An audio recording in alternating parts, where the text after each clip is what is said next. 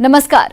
आज के इस बेहद खास शो में आपके साथ मैं हूं सोनाली सिंह। सबसे पहले आप तमाम दर्शकों को आजादी के 75 गौरवशाली वर्ष पूरे करने की ढेर सारी शुभकामनाएं।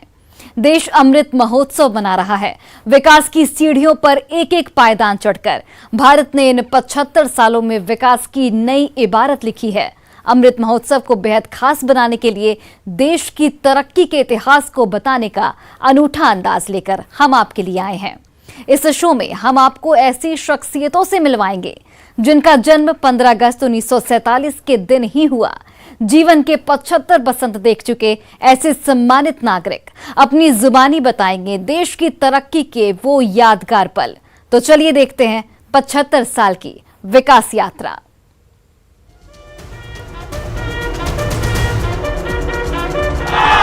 हिंदुस्तान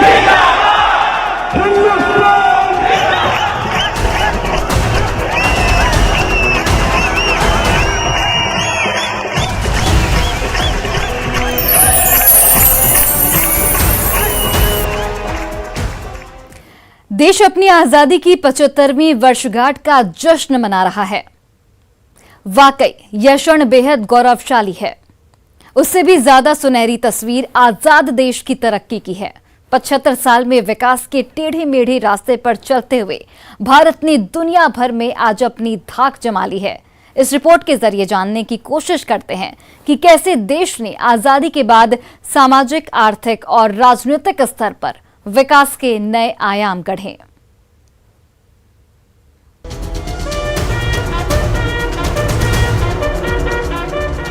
15 अगस्त 1947 वह दिन जब देश स्वाधीन हुआ था।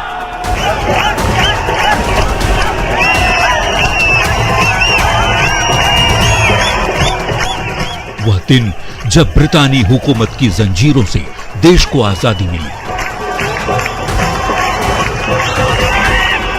वह दिन जब आजाद भारत का सपना साकार हुआ था।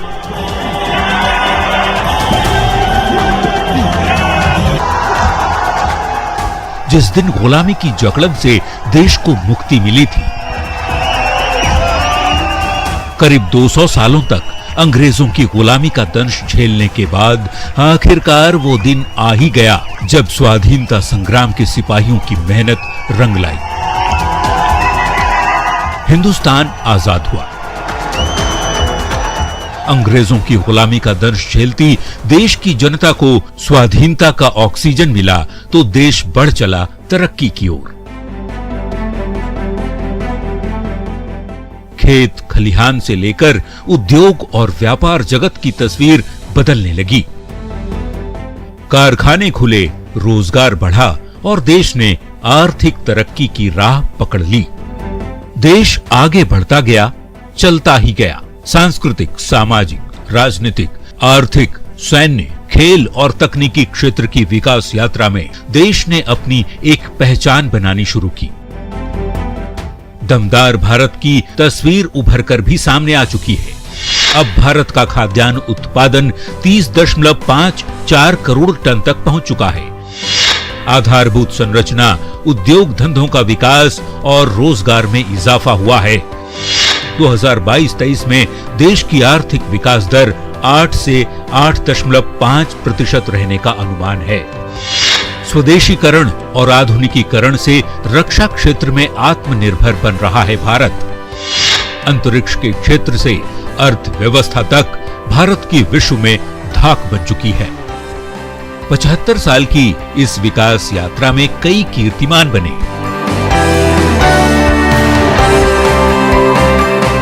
आज भारत की पहचान एक सशक्त राष्ट्र के रूप में होती है। दुनिया आज भारत की तरफ देख रही है। निवेश को लेकर दुनिया भारत की तरफ आकर्षित हो रही है।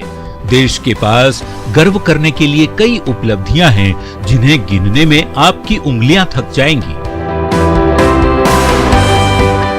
आर्थिक उदारीकरण के बाद भारत तेजी से विकास के रास्ते पर आगे बढ़ा है। हमारे पूर्वजों, स्वतंत्रता सेनानियों और राजनेताओं ने जो आजाद भारत का सपना देखा था वो पूर्ण रूप से पूरा हो पाया या नहीं, ये तो अवलोकन का विषय है, लेकिन विकास के पहिए को दौड़ाते दौड़ाते विश्व बिरादरी में भारत ने अपनी अलग पहचान बनाई है, इसमें कोई संदेह नहीं। देश की 75 साल की विकास यात्रा हमारे साथ बताएंगे ऐसी शख्सियत जिनका जन्म 15 अगस्त 1947 को हुआ था। बने रहिए हमारे साथ।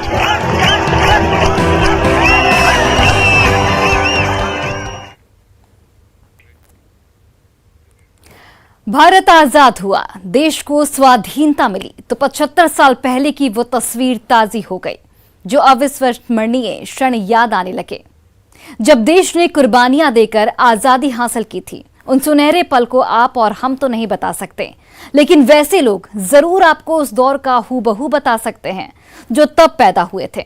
ऐसे ही बेहद खास मेहमानों तक पहुंची है न्यूज़ 18 की टीम। आप भी सुनिए 75 साल के विकास की कहानी इन बुजुर्गों की जुबानी।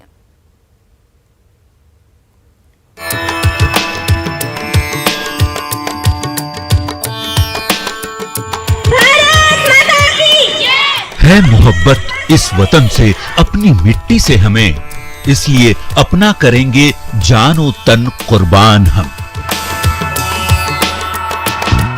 आजाद भारत की जो तस्वीर हमने देखी है, स्वाधीनता हासिल कर हमने देश की तरक्की की जो रफ्तार को समझा है, जाना है, वो 1-2 साल नहीं, इस मुकाम तक पहुंचने में देश को लग गए पूरे 75 साल। इतने लंबे वक्त को सहेज पाना भला संभव हो भी तो कैसे। हम आप यही सोचेंगे कि काश कोई बताए कि तब क्या हुआ था, आजादी हासिल करने के दौरान कैसी तस्वीर देश की तब रही होगी, आजादी मिलने के वक्त देश के हालात कैसे थे, लोग कैसे जीवन यापन किया करते थे। हमें वो क्षण बताने वाले कोई मिलेंगे क्या?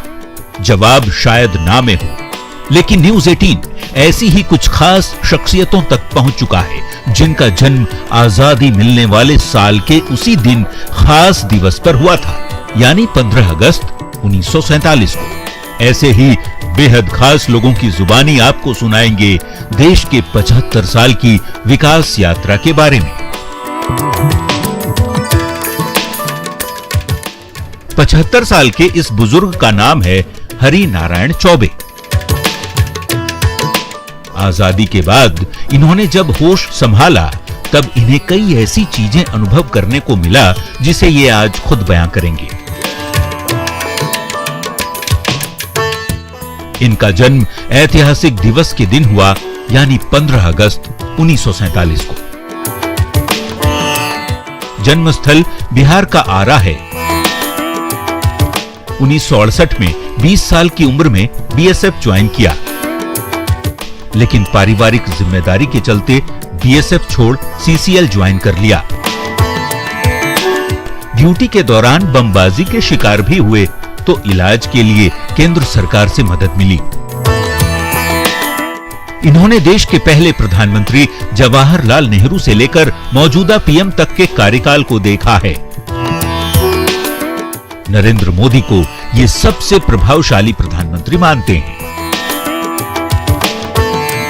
इस बेहद खास शख्सियत को ढूंढ निकाला है हमारी न्यूज़ 18 संवाददाता रूपाली त्रिपाठी ने, जो रांची के रातू इलाके में इस बेहद ही साधारण से मकान में रहते हैं। अपने सपने के आशियाने को तिनका तिनका जोड़कर बनाया है, जिसे देखकर समझा जा सकता है कि आजादी के बाद का दौर अपनी आंखों से देखने वाले हरि नारायण चौबे की जिंदगी का सफर कितना अनुशासित और सख्त रहा होगा।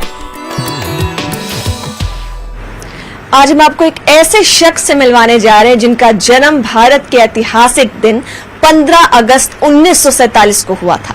इनकी जीवन यात्रा आजादी के ठीक बाद से शुरू हुई थी, जो कि आज हम सबसे रूबरू कराएंगे। आइए इनकी ही जुबानी सुनते हैं कि किस तरीके से आजादी के बाद इनकी जीवन यात्रा रही है और किस तरीके से अपना अनुभव बताते हैं। पहला नंबर तो हम लोग की पढ़ाई चलती थी, नदी पार कर करके स्कूल जाना पड़ता था, है 2-3 किलोमीटर।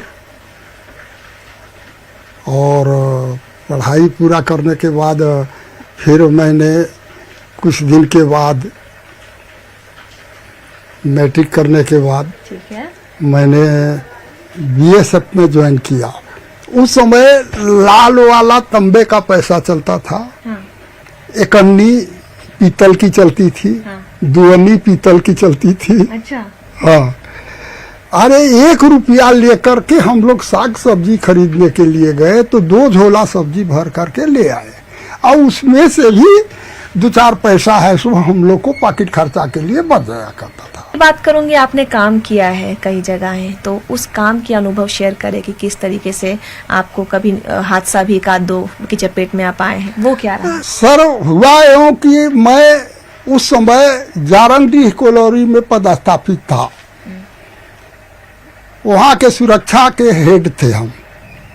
चूंकि फील्ड में सर ठेकेदारी को लेकर के चाहे कोई बालू माफिया है, कोई माफिया है, सब लोग सीएम साहब से तो रुष्टे रहते थे, चूंकि वो बहुत ईमानदार अफसर थे। तो वो लोग सोचा कि ये हैं, इन्हीं पर काम तमाम किए, खेला जाए होली। लेकिन वे जो बम फेंकना शुरू किया तो एक गाड़ी पर हमारा लगा, उसी के दौरान हमारी उंगली है सो कट हुई जी। और यहाँ भी बाजू में लगा। इसका कंपनसेशन भी भारत सरकार से प्राप्त हुआ। तो सर, मैं दुनिया को नजदीक से देखा हूँ। मैं सभी भाइयों से, सभी अफसरों से यही कहना चाहूँगा कि ईमानदारी मनुष्य की भूषण होती है। जो व्यक्ति जीवन में सदा सच्चाई और अच्छा मार्ग पकड़ेगा, उसे भगवान कभी भी तंग नहीं करेगा। एक सवाल पूछूंगी और कि कई प्रधानमंत्री आपके अब तक की यात्रा में रहे हैं और गए हैं, तो अभी आपको अभी तक में सबसे प्रभावशाली कौन लगा, जिसमें लगा कि वाकई में भारत देश में आजादी के बाद से बदलाव आया? आज सर देखिए, सच्चाई तो कड़वापन होती ही है, लेकिन ये जरूर कहूंगा कि श्रीमान नरेंद्र मोदी जी, जो कि ऐसे प्रधानमंत्री हैं कि हर जवानों के रग रग में बस गए हैं, इसलिए कि भारत सरकार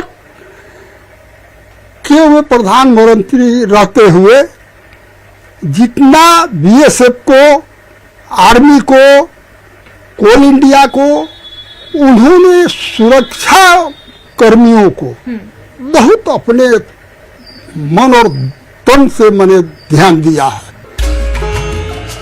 अब आजादी से पहले जन्म लेने वाले इस शख्सियत से भी मिल लीजिए। नाम है हरिशंकर दुबे।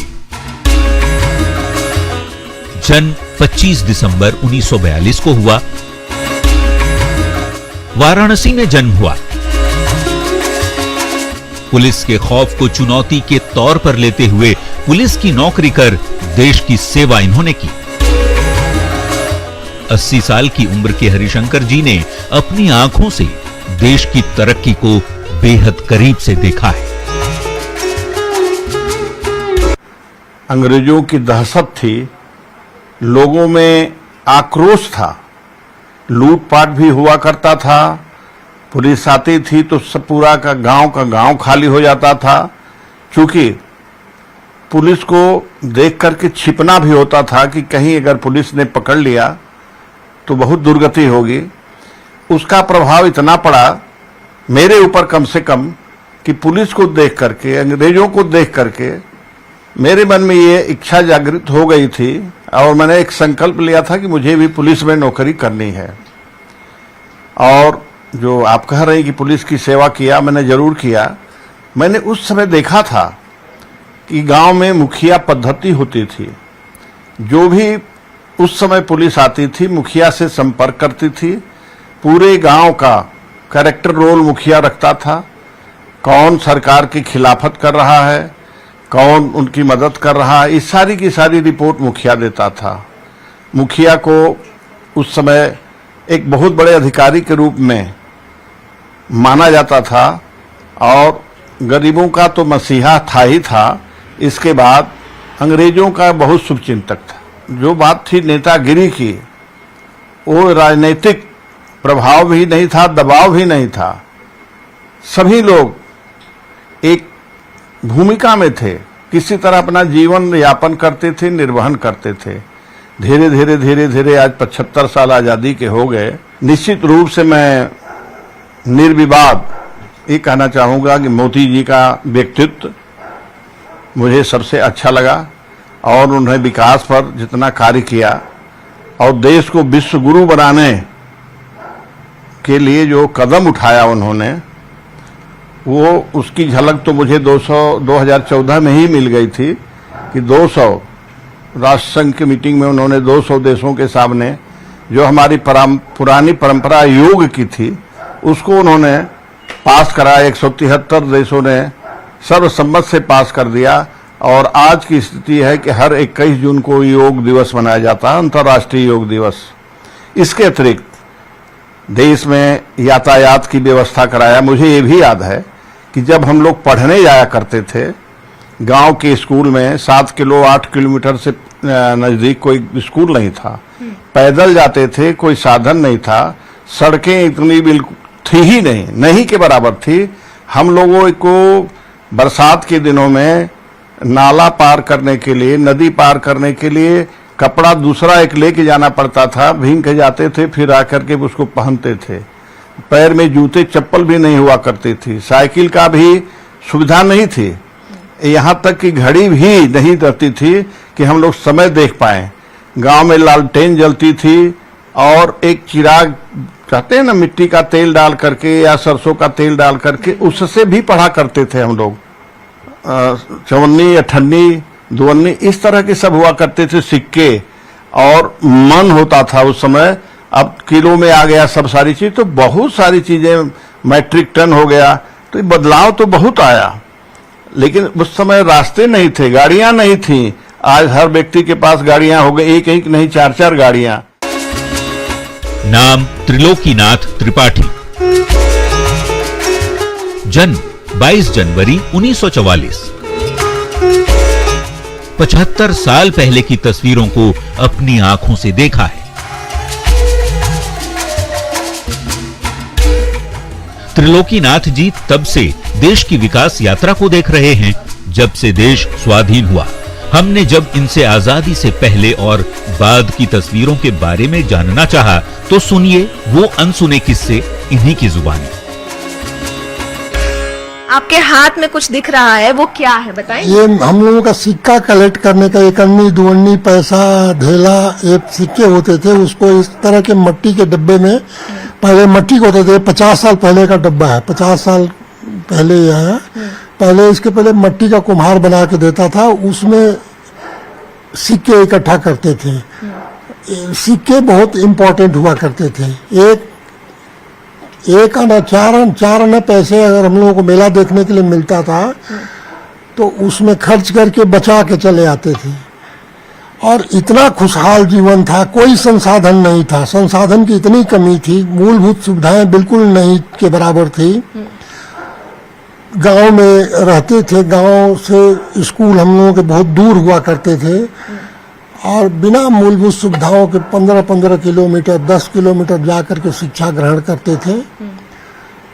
पैसे का इतना अभाव था गांव में, लेकिन स्वास्थ्य पर हम लोग बहुत ध्यान देते थे। यही मेरा सवाल भी है, चिकित्सा की ओर जाऊं तो गांव में कैसे आप लोगों का इलाज तो था नहीं उस समय, अस्पताल थी? कोई अस्पताल नहीं, सिर्फ आयुर्वेद का प्रचार प्रसार था। आयुर्वेद पर ही लोग आश्रित रहते थे और स्वस्थ रहते थे।